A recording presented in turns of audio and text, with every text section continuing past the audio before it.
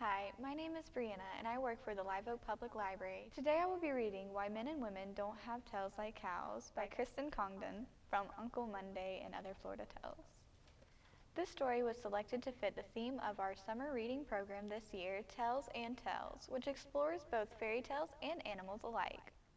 A long time ago, long before the wars, the good Lord made the world, and then he rested for a day. The next morning, he decided to plant a garden in the world. When he finished it, he called it the Garden of Eden. It was a beautiful, colorful garden with all kinds of flowers and trees. Fruits and berries grew on the trees and vines. He was pleased with what he had made. Then one day he thought to himself that a garden needed somebody to live in it, so he made Adam the first man. Adam was kind of lonesome, so the good Lord took pity on him and made him a wife. Her name was Eve, and she was the first woman. Adam and Eve were just like men and women today, only they had great long tails like cows. The tails were occasionally useful in that they could swat a troublesome fly or create a bit of a breeze when it was hot. After Adam and Eve had seen the garden, God spoke to Adam. Adam, this garden is for you and Eve. Stay here and take care of it. Use anything in it, and you may enjoy any of these fruits and berries. But then God pointed to another tree and said, But you see this tree with the yellow fruit on it? Don't you touch that tree. It's mine. Adam replied, Yes, Lord, I understand. Not so long after having that conversation, God left the garden early one evening. Adam knew he was gone because he heard the garden gate go click. About that time, Adam was walking around enjoying the flowers and shade trees when he looked up and saw the forbidden tree with the yellow fruit. It was the one the Lord told him not to touch. Adam looked at it and looked at it and looked at it. The yellow fruit looked so lovely. He thought it must taste sweet and delicious. But Adam remembered God's words. This was God's fruit, and Adam was not to eat it. Although he tried to resist, Adam couldn't stop thinking about what that yellow fruit must taste like. At that moment, God's yellow fruit looked so much better than all the other fruit on all the other trees. No other fruit seemed quite as special.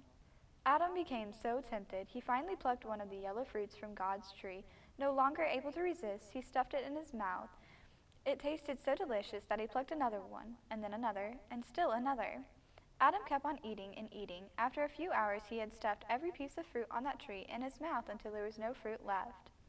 When Adam went to sleep that night, his belly was very full. He was so tired from eating all that fruit, he slept really hard. Adam kept on sleeping until late into the next day. It was then that the Lord came back to the garden. Being God, he knew what Adam had done, and it made him really mad. God was so angry that Adam would have eaten his fruit that he didn't even take the time to open the garden gate. He just put his hand on the wall and leaped over it. Then he went straight to the forbidden fruit tree. When he got there and saw the tree, he was madder than ever. Last night the tree had been full of ripe, beautiful fruit. This morning there was hardly a scrap of fruit to be seen. Every piece had been eaten. He looked again and he saw that the dirt around the tree had been trampled down.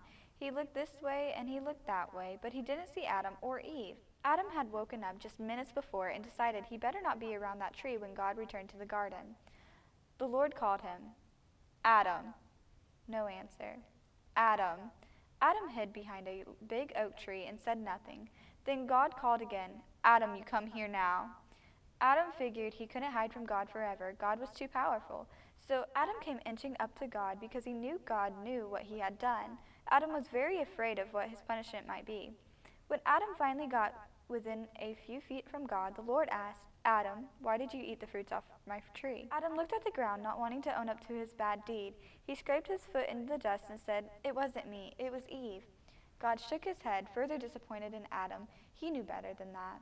God told Adam, The story won't work. Just look at the great big footprints around my tree. Eve's feet aren't that large. Then Adam got scared and he ran for the bushes. God quickly ran after him, but Adam had trouble running.